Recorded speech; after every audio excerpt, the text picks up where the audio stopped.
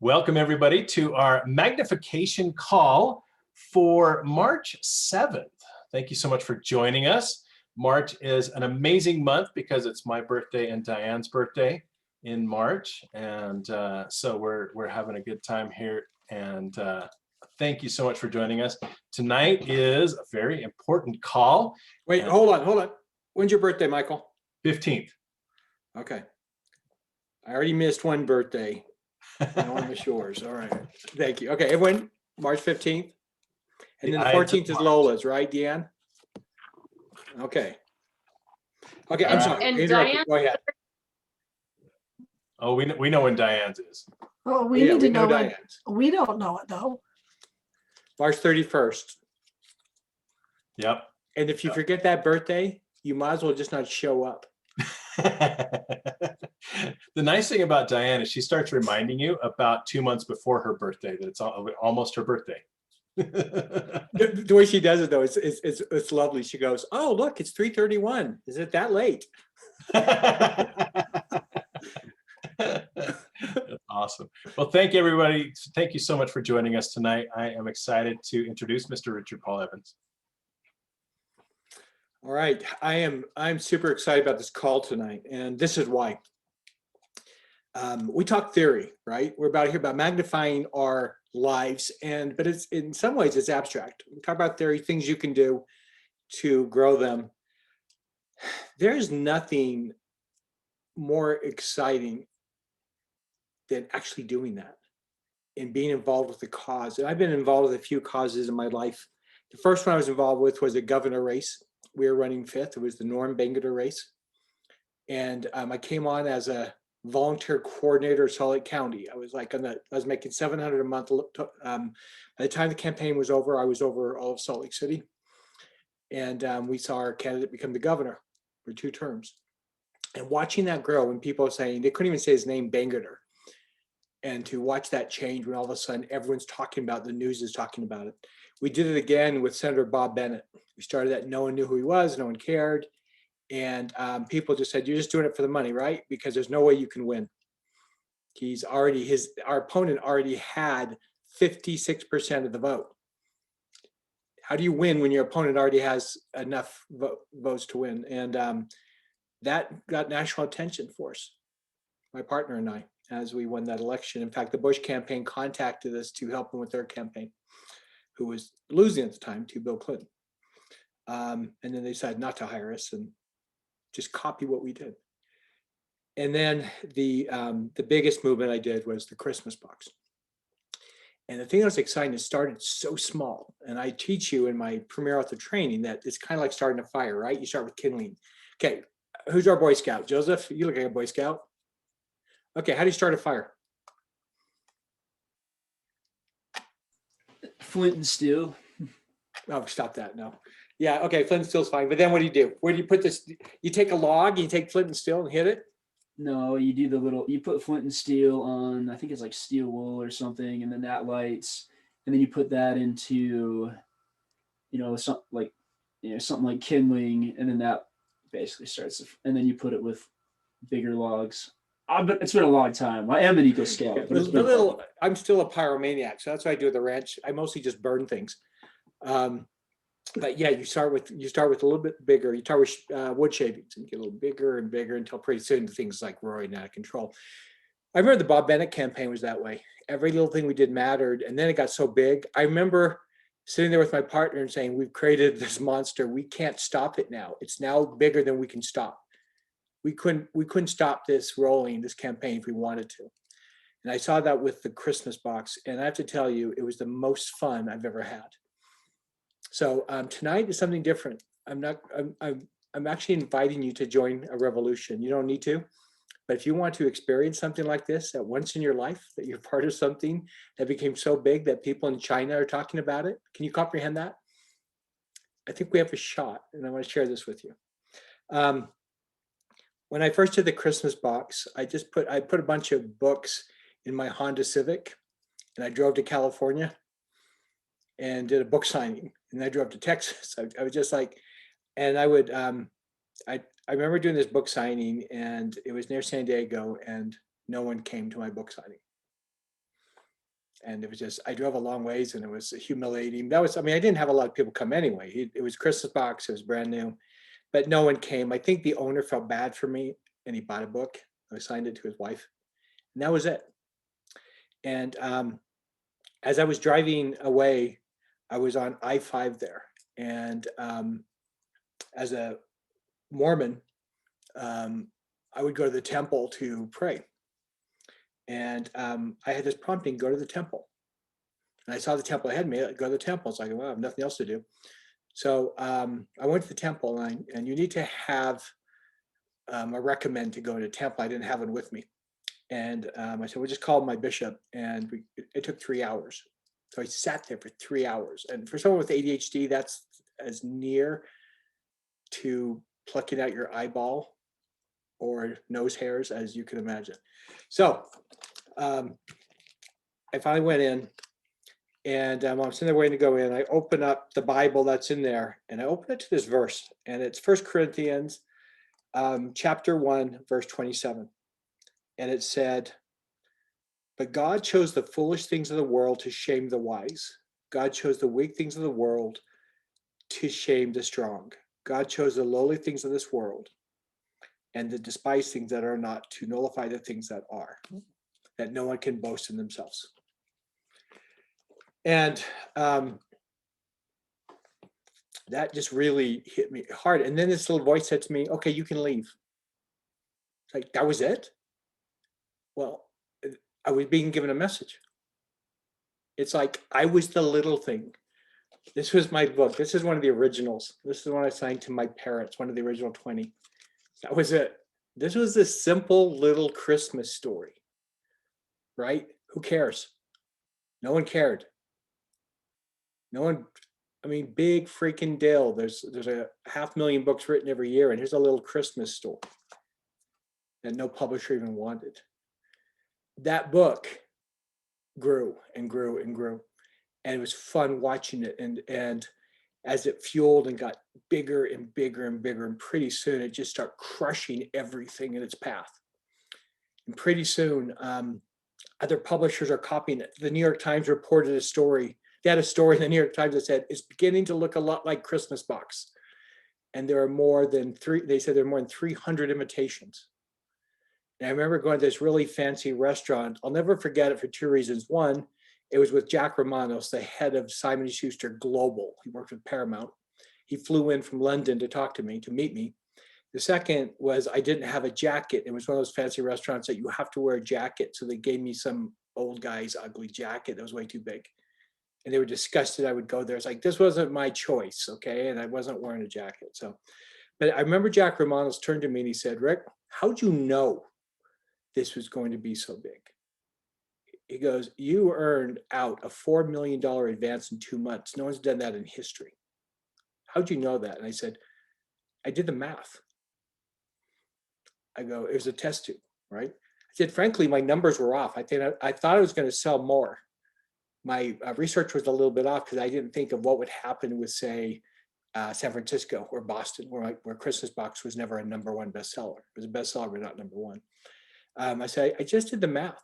If I can sell 700 copies of this book at one little bookstore in Murray, Utah, most books don't even sell 700 copies in their lifetime. And I did that at one store. One store sold 6,000 copies of the Christmas Box, a little store in Roy, Utah. That's a tiny town. All right. I was watching this and it's like, okay, there's something very special. This is one of those little simple things. Well, what came from the Christmas Box as it grew? It changed the world. I had probably more than 100 people not commit suicide because of it. It launched our charity at two orphanages in South America and helped through our shelters more than 125,000 children. It launched statues for grieving people that are tended by thousands of people each year. There's more than 150 around the world. It started a movement. This simple little thing started a movement. I thought, how interesting, because when I wrote it, it was the one thing that I didn't do for the money. I didn't see how this could be profitable. Of course, the publishers didn't either. That's why they didn't publish it. And every publisher who rejected it lost probably about $20 million. Okay. But so I've learned the power of how things can grow and if they're meant to be. And I learned how to look for that, for that test tube. Is it working? Well, I think I might have found something new. I've been looking for decades. It's like, what is powerful?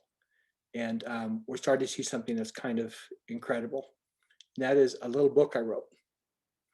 And what's interesting about this book is that, in the Bible where it says the stone that's cast off becomes the cornerstone, this was the one no one wanted.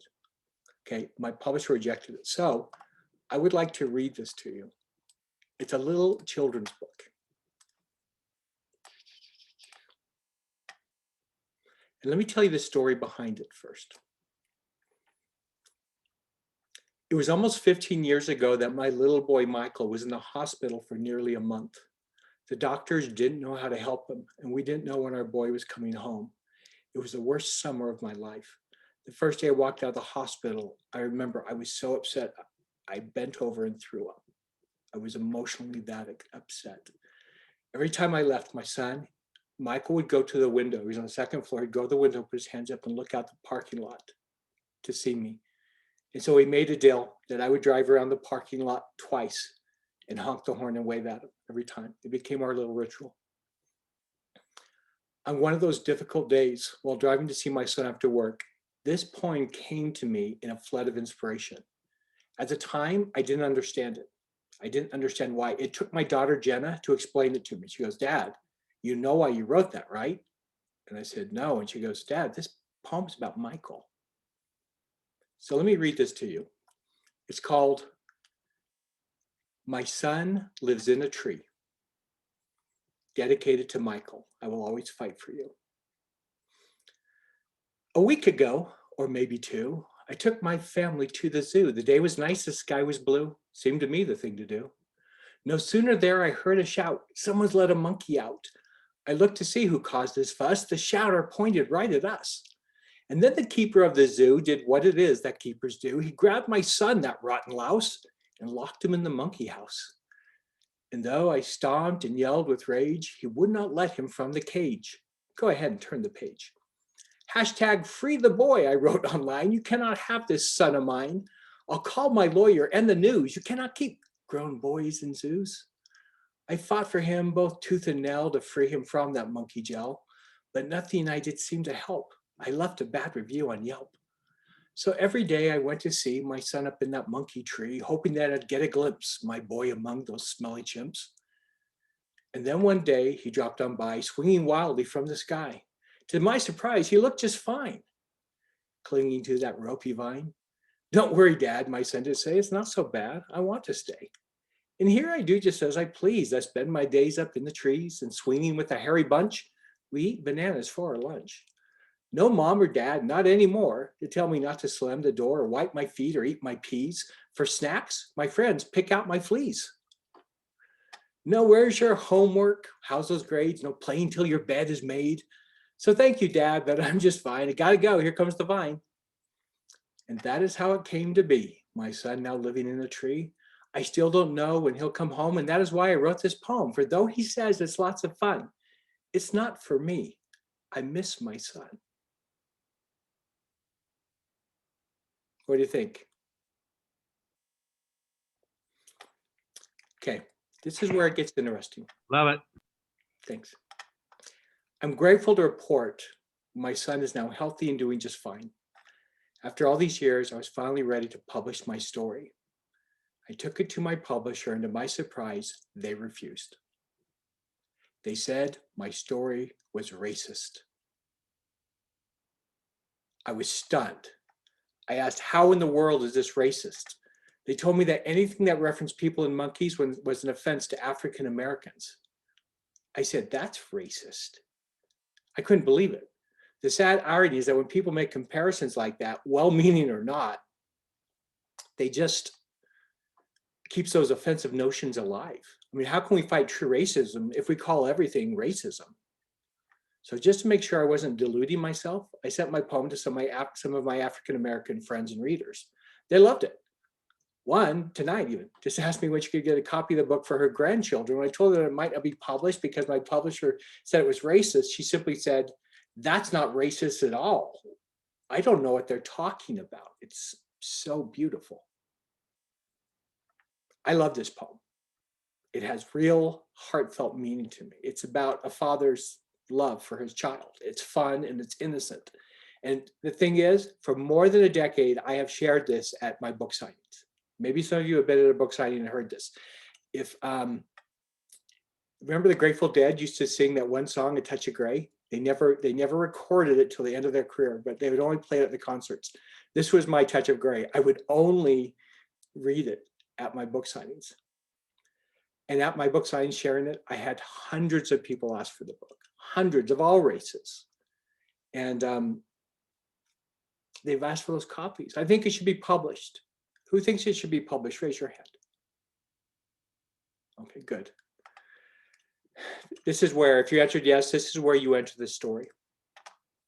I've decided to self-publish this book and give away 100% of the royalties to the Christmas Box House to help abused children.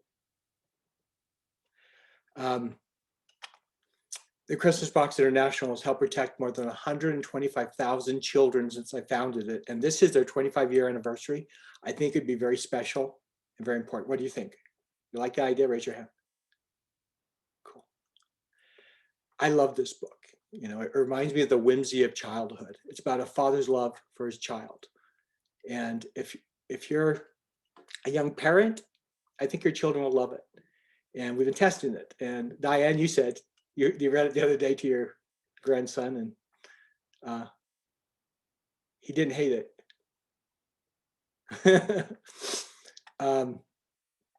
If you're a grandparent, you're going to have the same fun reading this with your grandchildren that I've had.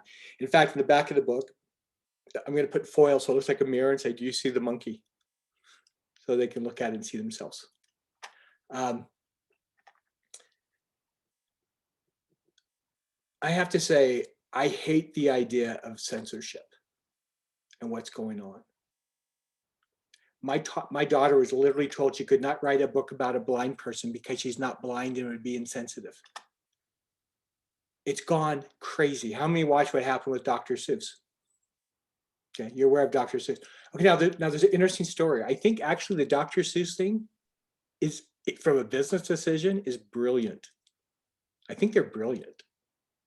I think it's a bad mark on society, but I don't think they're thinking about that. Because look, the books they did, no one reads. Right? Dr. Seuss is the number 2 earning dead celebrity. Number 1, Michael Jackson. Okay, number 2, Dr. Seuss. He sold more than 650 million books. Think of the math on that. We're talking billions and billions of dollars. So they're trying to protect the enterprise because people, the far radical extremes, are looking for big people to bring down because it helps their cause. And so they were starting to make waves. So they thought, well, let's throw them a bone. Let's get rid of the books that no one reads. And guess what happened? They knew what happened. They said they're going to stop it. It brought all this more attention to the books. Go to Amazon, look what the best-selling books are. The books that are going to take off are selling like crazy, right? So they sold books that no one wanted. So it was actually a brilliant decision to inoculate themselves. The problem is we continue to give in to censorship. Pretty soon, it's Nazi Germany. You can't say anything. For the first time, I'm feeling pressure about what I write. I think this is worth standing against. And how do you stand against it? I think there's a reason this book was thrown back at me in my lap. By the Week in the Simple Things, I think this could be the #1 book in America. And I started to do some tests with it. And so I put it, some of you are Noels, and I put it on my Noel page. And I put the poem also with this information right here. There's only 245 women on that, or people on that page, mostly women. You usually expect what? CJ, what's a usual return on an ad?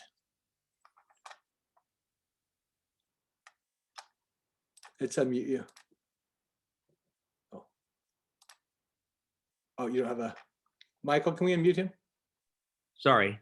Oh, there you go. Okay. Depending what the ad is for, but it's not really very good usually. What percent are you guessing? I'd say on an ad, maybe 15%. Yeah. I mean, they usually say on sales, like direct mails, 2%. 245 people. To date, we have sold 223 books. Do the math on that.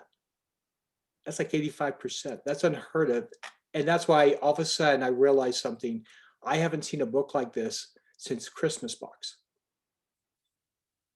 It's not just the story, it's a story behind the story. Joseph just wrote less than 3%. So you can see how 88% is an outlier. That is There's awesome. something. How many here think this could go viral? Okay. I want you to think about this vision. And when we start here, that all of a sudden they're talking about this on the Today Show. They're talking about this self-published book on Fox News, and full well, this is the book that was banned because it was racist. All of a sudden, what's going to happen, people are going to say, enough. I mean, where else is it going to come from?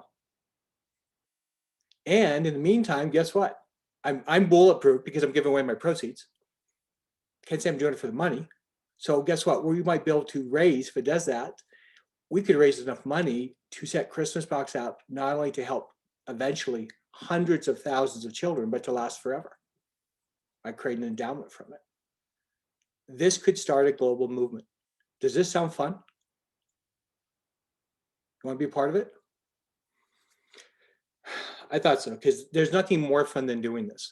When we did the Christmas Box, I did something that was, I had this outrageous idea that I wanted to have the biggest book in the world. That was absurd for someone, you know, from living in an apartment, right? It's like, no, I was in a home. We were in our first home, a $67,000 home. It was absurd to think I could have the biggest book in the world. But something told me it had a mission. So I went out and I bought a gold bracelet. And I picked a team. I had my team from the agency. I said, we're going to do this. I gave them all gold bracelets, these little cheap gold bracelets. And we brought it out. And what happened, I remember when I was so tired after being on more than 30 cities. I got to my hotel in New York and I lay down to like take a nap, and the phone rings. It's like, hey, Rick, Time Magazine's downstairs. You need to go down for a photo shoot. And that would be like, oh my gosh, Time Magazine. It's like, do I have to? I'm so tired. It's like, you have to. So I go downstairs, but you'll see it. I took the bracelet and put it over my hand like this to show my people. You know how Carol Burnett used to go like that on the show to say hi to her grandma? If you look me on the Today Show, I'm always playing with my bracelet. And I'm saying, look, we made a commitment. Okay. So tomorrow, Diane and I are going to go get the gold bracelet. We want this book to be the biggest book in America this December. And it'll be the kind of thing that New York will say, where'd this come from? Just like the Christmas Box. What I saw okay, so a couple other things. I told you what happened with the No Elves group. Where's Kathy Cutler? There. Kathy, would you unmute yourself?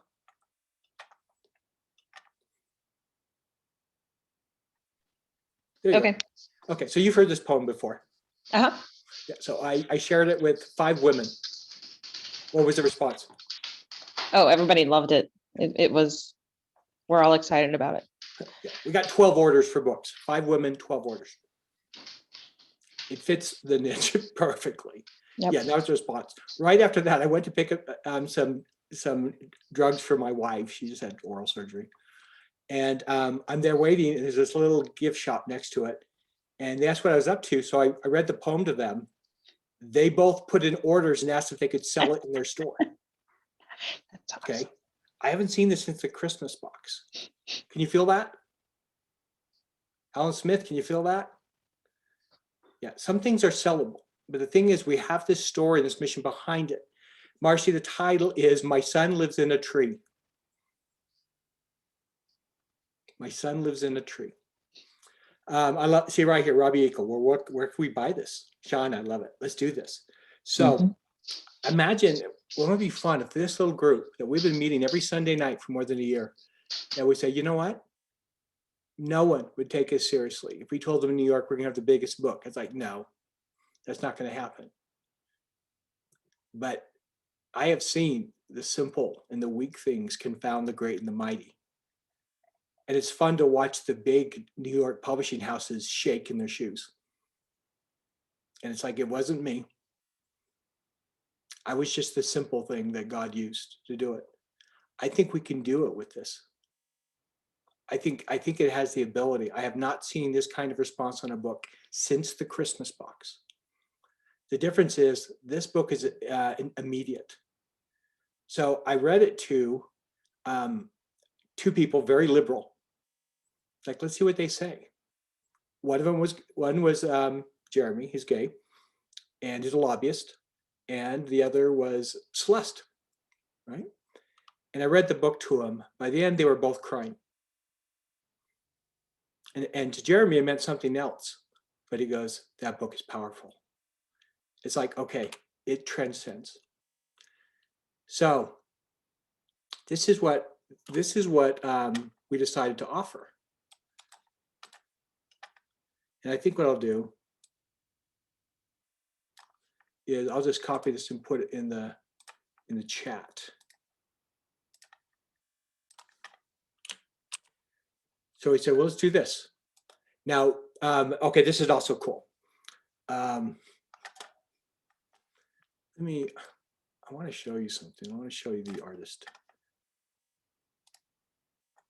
Yeah, I was going to ask if you got that artist yet. Okay, this is really cool. So yeah, so what happened is I found this artist. Let me see if I can share it with this.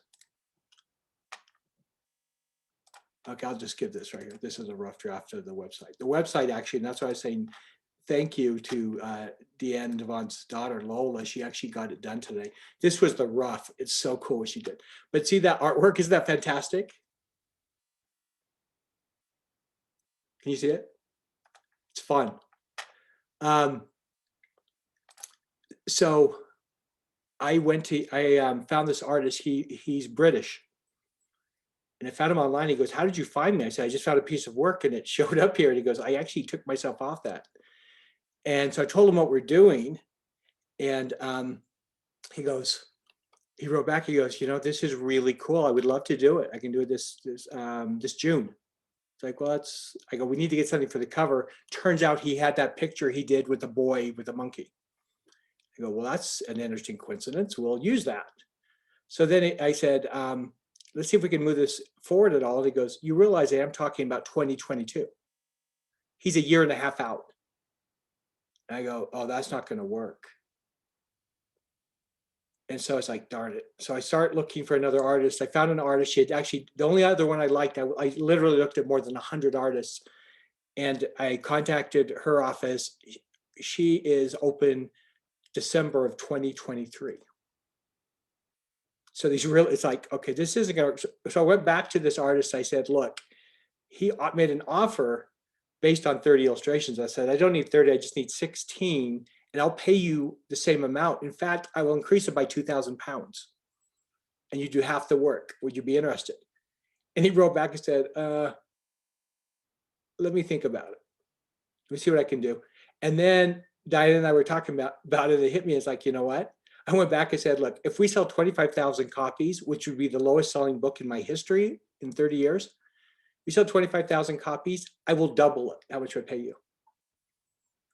To which he got on, he goes, it's done. Okay. So he's going to start the illustrations in the 1st of June. The book is for this fall. My goal is to have 20,000 pre-sales, which is about normal for my books. I think this can do much better and bigger, but I found some things that make it sell. So the fact that we've already have almost $7,000 in books sold without doing anything with one Facebook post is kind of amazing. So this is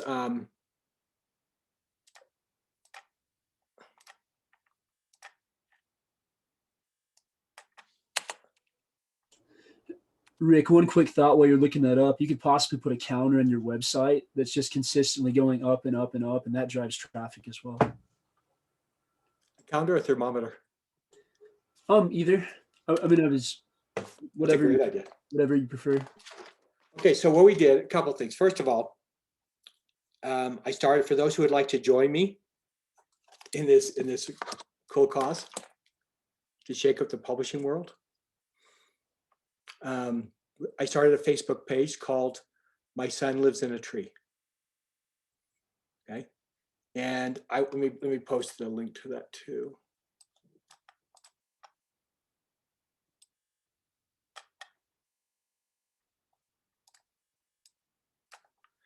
Okay, so let me have you go ahead and join that, because that's what we'll use right now to communicate.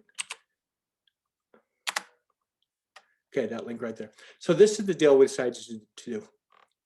For a $25 donation, you get a hardcover book before the rest of the world. That includes shipping. For a $50 donation, you get 2 autographed hardcover copies before the rest of the world. For a $75 donation, 3 autographed hardcover copies before the rest of the world. A $100 donation, 4 autographed hardcover copies for the rest of the world, plus a plush monkey doll wearing a Christmas Box House logo t-shirt. And then for a $1,000 donation, we've had 2 people already do that. 10 autographed hardcover copies, each with a plush monkey, and Richard himself will call, phone or Zoom, your choice, and read the book to your child or family. Alan, you're laughing. Doesn't that sound fun? Well, I think because look, all my proceeds go to the Christmas Box House. So if you're going to make a donation anyway, why not get me on the phone to read a Christmas, to read the book to the kids? What I would like to do, my goal is, I believe by the time we launch, that we can do the 20,000 copies. In fact, I think we can do more, which means when we launch, we already have a New York Times bestseller. But then what happens after they come out, we then drop into Amazon and to a few of the distributors, and we just go ballistic. So we have 2 hits. The goal, if we sell 100,000 copies, it will be the biggest book in the world. I think it's doable. Do you think it's doable?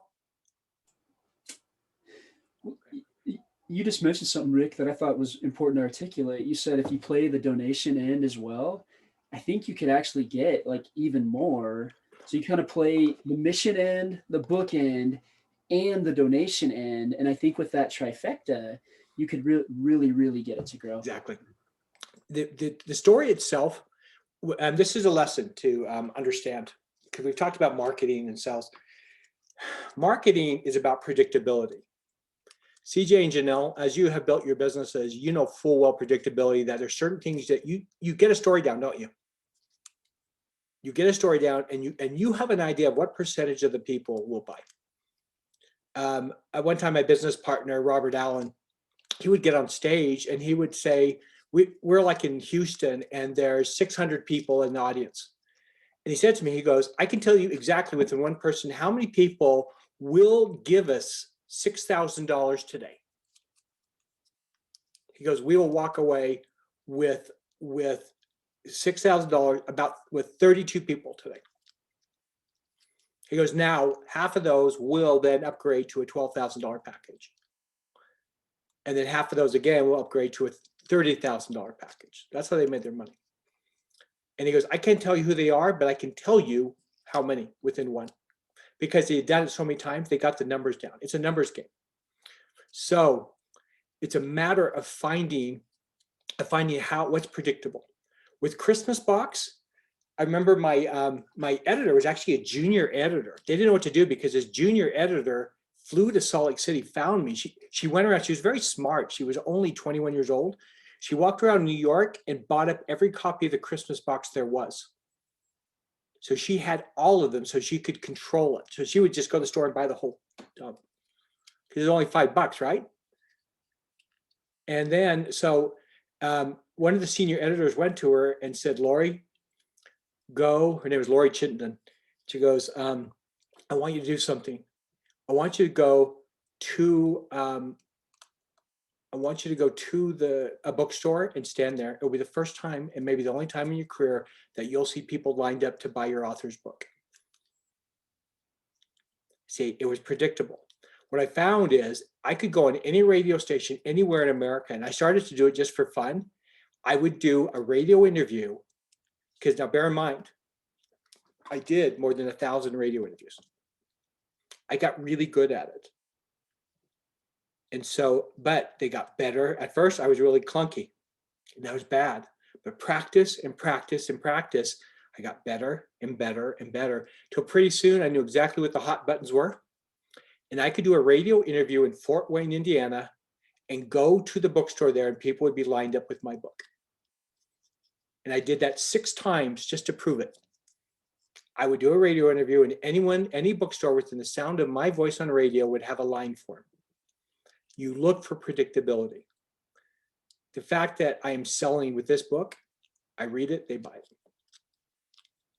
How many of it, when you heard it, thought of someone you would want to share it with?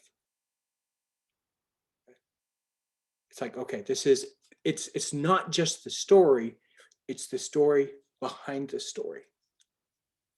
When I was on the Today Show the first time with Katie Couric, she didn't even ask me what the Christmas box was about. I never talked about what the book was about. I talked about how I wrote the book for my children, how it took off, how people were following it. So the offer that we're doing here is paying the donation. And again, the fact that 100% of my royalties go. So we're going to do a pre-sale, but imagine if lightning strikes in this group, we reach out and it goes viral. And we have 100,000 sales before it comes out. And then it launches it at that point into Amazon. What will happen is it will literally stop the whole publishing world. They'll stop and say, what happened? And then I will get flooded by media. That's what happened with Christmas Box. And then what happens? We raise the national dialogue. Yeah, this book was banned. And I can say it in a kind, gentle way. Racism is a horrible thing, but calling everything racism is not helpful. There are people who are abusing this. Doesn't that sound fun? And then we have helped hundreds of thousands of kids. So there's a lot also just to watch. Yeah, Kathy, you said a lot of people concerned with being silenced have left Facebook to other platforms. And Marcy Brown said, sound like a mission. Marcy, it is a mission. That's the whole point. The Christmas box was a mission, and I didn't realize until I saw firsthand that it was healing people's hearts. I didn't know it did that. So that's a mission I would like to get you involved with, if you would like to be a part of it. How do you buy or donate? So this is what we're going to do tonight, because we're not ready. We have the site, but we haven't tested it yet. So what we're going to do right now, Diane's here right now. If you will just go to the chat right now and just say yes, we'll see your name, and she'll take pictures if she has to, of what you'd like to be involved, and how much. You see the thing up there from 25, 50, 75, 100, 1,000, how much you want to be involved. So go ahead and put that on there. Then the second thing is I want you to click and join that Facebook group, because that's where we're going to communicate every day. I have to tell you, I can't sleep at night. I'm so excited about this. So thank you, Shauna. I am so excited about the possibility of this and what we're going to be able to do and the impact. But the cool part is also be able to sit there and just spread the love and share, because the book is about love. So you getting those, Diane? I can actually send you the chat, Diane, afterwards. So it's just a text file that has everybody's information. So then what we want to do is that the thing that I read to you, I read that from, that has the story behind the story, and then why we're doing it this way. What we will do is give that to you to actually post on your page. We won't do it till we have the link. See, look at that, that's amazing. Wow.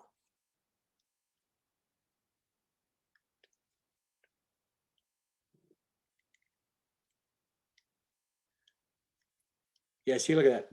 More than 40 books. We've already sold more books than people are on this call. Okay. That is what I'm talking about. And so I think people see that.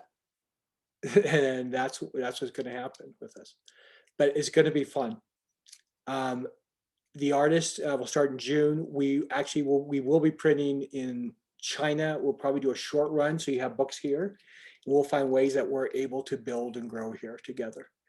So the books will actually be out at the end of September. And that's where we'll start, and that's where we will run. Yes, Robbie, you do need to have one for Sarah's baby. So I have to tell you, when I was told that the artist wouldn't be able to do it, I go, no, that's the wrong answer. And it's like, no, I found you. It was too weird. I shouldn't have found you. And that's what he said. He goes, how did you even find me? How did you even get my address? And I mean, I found someone in like Brighton, England, someplace I don't even know. And it's like, no, this is going to be special. Look at that. My gosh, we're close to doubling. That was the power of the Christmas box. I was speaking at the Balboa Beach Yacht Club. And here they used to all these sophisticated speakers and, Pulitzer Prize winners. It was a very prestigious thing. And I'm just a simple kid with a bad haircut. And I get up on the podium and I told them about the Christmas box and how I had learned to love my daughter, that being a father was the best thing in my life. And I got flooded. So, Kathy, what do you mean? Any possibility to publish in US? Oh, to print them?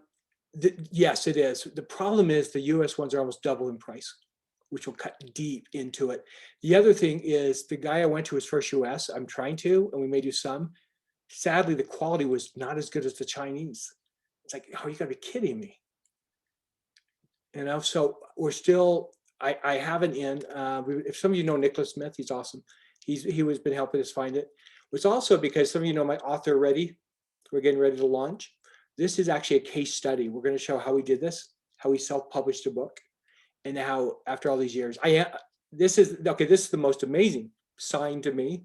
I'm not saying I'm looking for signs, but maybe I am, because Christmas box had a lot of signs. Carrie is very concerned that I'm taking on way too much. I'm writing 3 books right now. And she's like trying to get me to put it down. And so we're going to breakfast. I said, my children's book. And she said, Rick, why don't you self-publish that? I go, did you really just say that? I go, yeah, I am. I go, that's what I'm thinking. She goes, I think it's great. I think you need to do that. So anyway, this is something I'm really excited about. And we have our group here and we launch it together. So make sure you go on. Diane will get all these. Susan Escalante. Hi, Susan Escalante. How are you? One of my grandkids was. I don't know what that's saying. Anyway, we will move ahead. Again, Diane and I have really big goals, but we're trying to keep sane because I'm seeing it. I'm trying to be cautiously optimistic. I have built my career by living in fear. I know that sounds horrible, but I just always assume the worst. I always just assume it's going to be really tough. And so that's how I build it and work. But I'm getting, I don't think it's going to be hard for people to share this. And I always said, if the Christmas box sold 8 million copies without social media and without an Amazon. Imagine what will happen with social media. And I'll tell you right now, if this thing beats the Christmas box, if it gets in that realm, which is one of the biggest books of the century, it will rock the publishing world. So it sounds absolutely insane saying this in a little group right here, broadcasting out of Utah. But that's what they said about the Christmas box too. And it was really fun to have the heads of the biggest publishing houses in the world beg and also want me to consult with them. So Daryl, you'd love the story more if it was printed in the US. Yeah, I'm trying to. And I mean, there's other problems with China too, and that is the length of time of the shipping. I might have a hookup for you, So, this CJ. do you? Just talk. We're looking for everything. We're just scouting around right now. We'll see. So I got when to do a book for me in California. Her name is Sally Trong. She's Vietnamese, and they have Vietnamese printers in California. Everything they do is in California, and no one's ever touched them on any printing I've ever done. let's talk, CJ. Okay. Let's talk. Yeah, I would much rather do it in the US for a lot of reasons. One is I would fly in and do a press check. So I have printed books in China before, and they were good. But you know, but this is a hardcover book, so with a dust jacket. So this is an expensive book. It's a very nice book, and that's what we expect. I want it to be the nicest book out. But between the message and everything behind it, this could be a lot of fun. So you could say you were right there at the beginning. So time-wise, go ahead. Diane will get all these put in and give me a report, and then I'll reach out to you on the Facebook page. So if you don't join that Facebook page, you're not going to see it. And what we'd like to do is this Wednesday, actually have you repost on your pages the story and the story behind the story. Okay, are you willing to do that? And then we'll actually see it. And then next Sunday's call, I'll tell you what we're seeing and what's happening. So, but let's do this. I couldn't have possibly foreseen having you on the Facebook page again yet. Did someone click on that and see if it worked? It worked. Good. Okay, there it is again. Oh, sorry, I said it to Daryl Fielding. Sorry, Daryl. I was send everyone. Annalie Brown, it worked for her. Good. Awesome. There you go. Yeah, try clicking on that. This should take you there. Anyway, this is going to be seriously, getting involved with a cause is the most fun you will ever have. I mean, that is the kind of thing that I got to the point with Christmas box. Well, at the end, I didn't have a choice. I didn't get to sleep, but it's like, it was so exciting. I couldn't wait to get up in the morning. And so to have this team here that we're talking and this is going on and seeing is going to be really powerful. So cool. Tammy, you got in there. It worked well. Good. Debbie, yes. CJ. Oh, you're so sardonic and irreverent. I'm not even going to tell you what he wrote. It was just too nasty. Yeah. This, make no mistake, the purpose of this isn't the story. I'm not going out there and talking about censorship. That's not what we're leading with. Just like I presented to you, we're talking about a parent fighting for their child and a parent's love for their children. And so I think someone wrote, this is going to be great for people in the hospital. Candace Hastings, it's home for parents who've had their kids in the hospital for extended stay. Absolutely. You know, what we're willing to do for our kids. Christmas box was the same thing. It's about the love for parents and children. And remember when it hit #1, the book it knocked off at the top was Howard Stern, Private Parts. It showed the dichotomy in the world at the time. And it was interesting watching USA Today philosophize about it and said it's answering a need for family. Okay. Well, I think this is a powerful, message. So, and that's what I'm saying. It's sellable. So, okay. So Wednesday on the Facebook page, I will post that. I don't think I'm going to post to my main page. This is the cool thing. I'm going to be sending out to 250,000 people the actual story when it goes.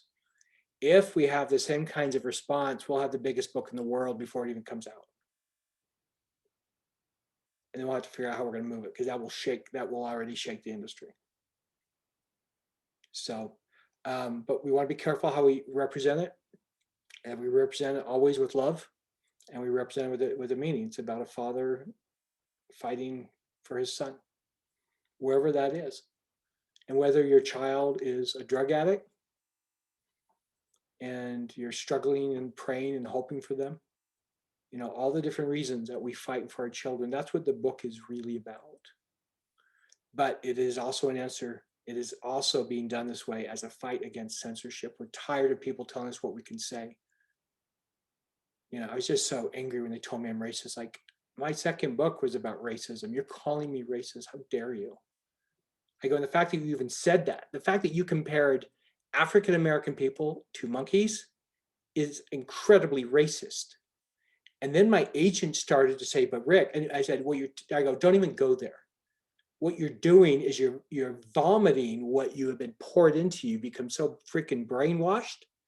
You have become so told what you're going to say that I go, I feel like I'm taking crazy pills. Am I the only sane person on this call? I go, no, don't try to explain. I know exactly where you're coming from. And if you weren't so indoctrinated and so scared, you would say it too. You admit you sound like idiots. So, and that's why I went to my Black friends and said, what do you think? Oh, I love it. That's hilarious. And the same thing, they go, what? It's racist. What? Exactly. It's kind of like, you know what? It's kind of another form of racism. White people telling Black people that you're being suppressed and you don't know it. It's almost insulting. Oh, you don't even know you're being insulted because what? You're so dumb. I mean, really? That really is what it is. It's like, let's take this on. So anyway, for those who like to, if you don't want to, that's, you know, but let's do it. So all this, again, Sean said, can we pre-buy also? Yes. So what we're going to do, Diane will check with you. I mean, gosh, I think we just passed 300 book sales. Holy crap. I mean, that's insane. Those numbers, okay, we do not see that since the Christmas box. And I really believe, like, for instance, the Christmas box house, they now, this is fun. They were going to do a black tie event for the 25-year anniversary. I read the poem to the director and the director of fundraising and the executive director, and they both sat there and then they both went like this. It's like, oh, you're crying. And then what they did, they came back, and my wife's involved with it. She goes, Rick, we have an idea. Let's change things around. Let's not do it at a fancy hotel. Let's do it at the zoo. So we're having a big black tie event at the zoo. And so they're going to order 200 copies of this book to go to everyone as part of their coming into the zoo. But I'll tell you one last thing and then let you go, because this is just exciting. Years ago, I wrote a book. Let me put this in perspective, how much money this would raise. When I wrote the book, The Dance, you've heard the story of The Dance, right? Do you know how many copies that sold? Michael Sheen, what do you think? 25,000. 10 times that. 250,000. Yeah. Do the math on that. $20 times 250,000.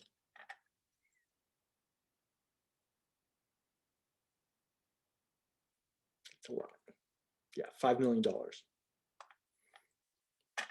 Okay, is that it?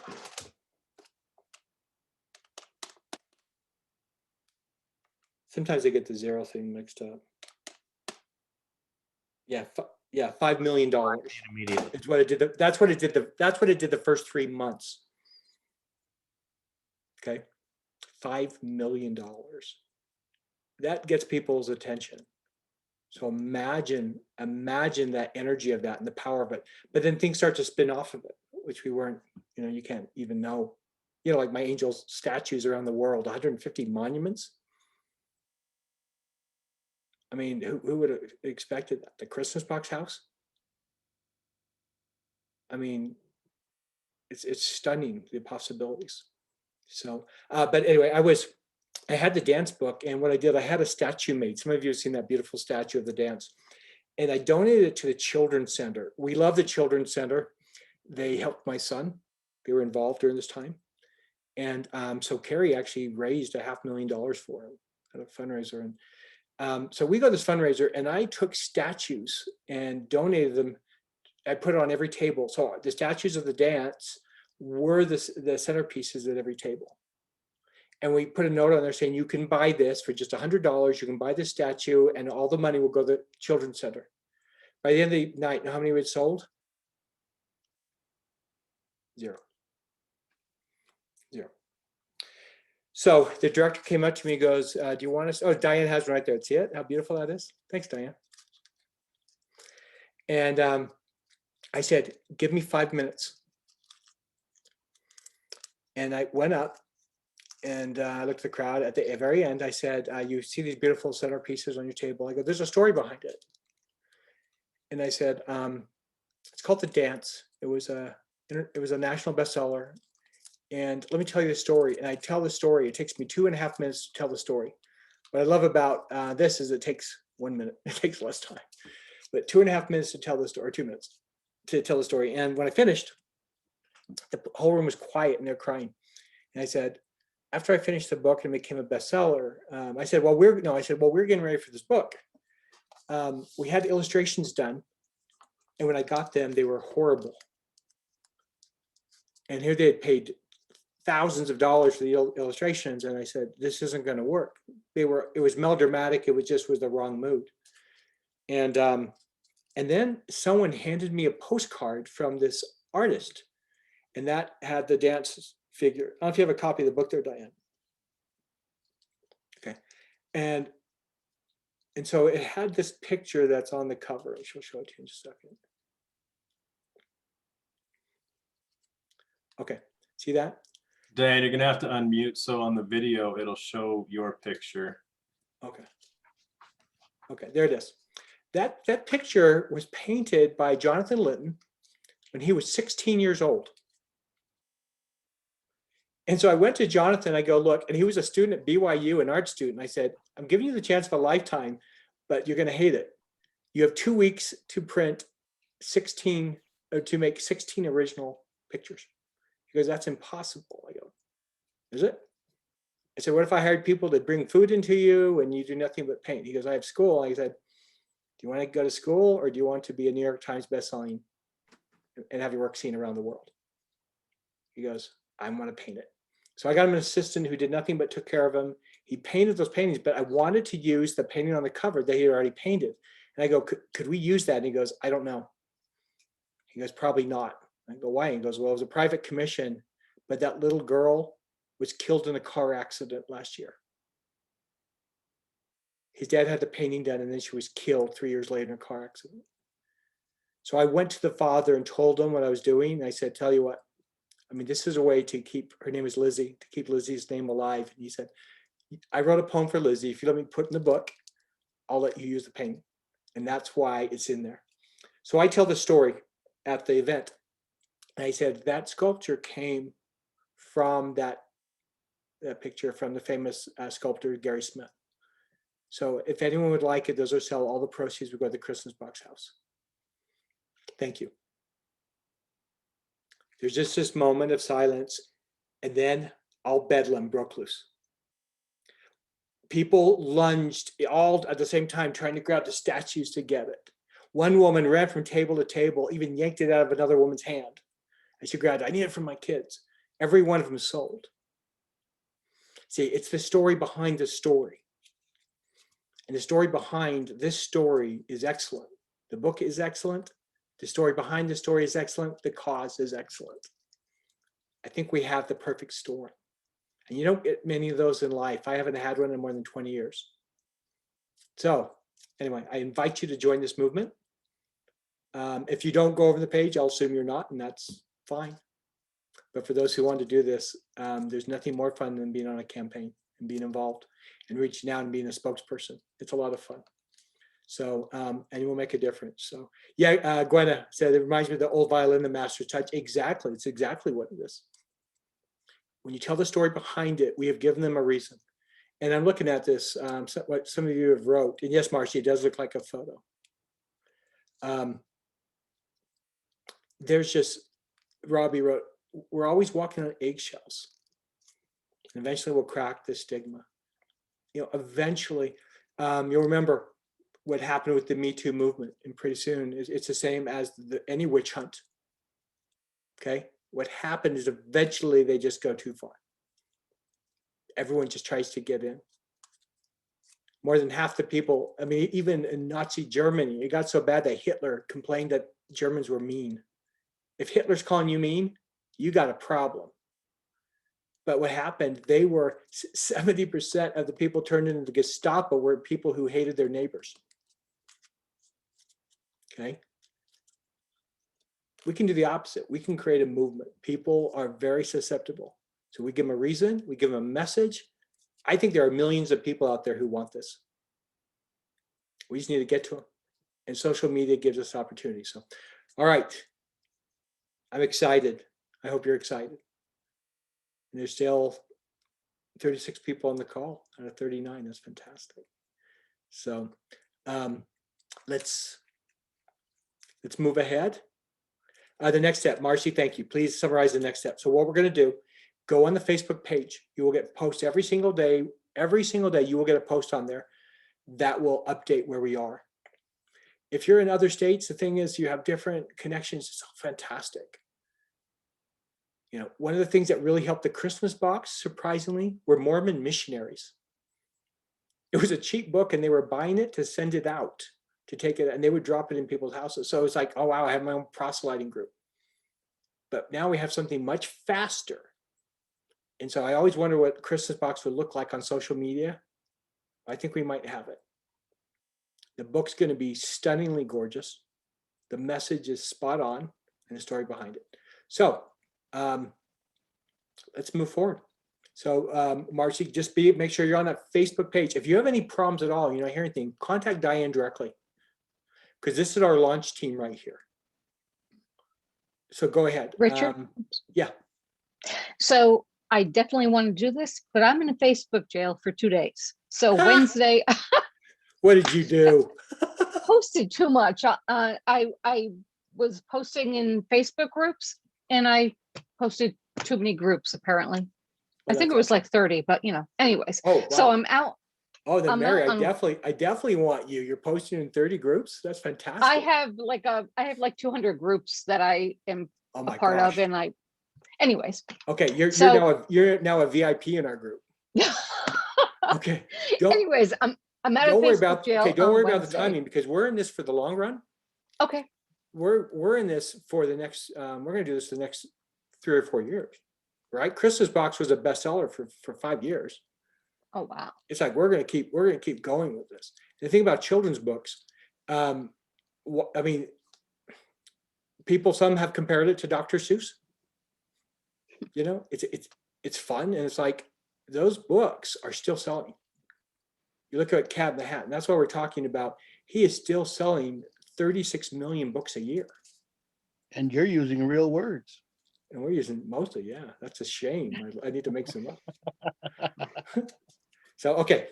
All right, everyone. I get so excited. I just don't want to stop. As Diane knows, I call her like at all hours. Like, we could do this and this. But she sees it too.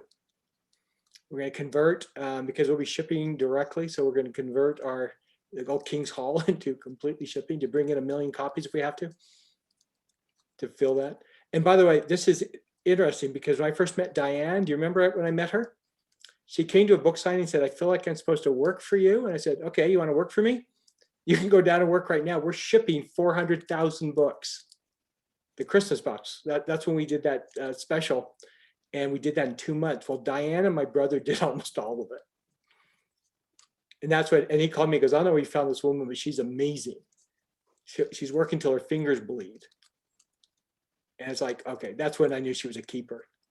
Always hire a country girl to be your assistant. Okay. Kind of like Michael Sheen's the country boy. You get someone like Michael, he knows how to work. You can count on him. Right, Michael? He's not afraid to start the tractor. That's true. Yeah, so anyway. But I think it's interesting coming full circle that's where Diane and I met. She was shipping out one of my viral things, 400,000 copies. Let's do the math on that. 400 times 25, yeah, $10 million in 3 months. Will that get New York's attention? Yeah. Yes. And the thing is, Success begets success. As soon as you're shocking the world, then all of a sudden everyone wants to talk to you. So like the Christmas box all of a sudden is on the cover of every magazine.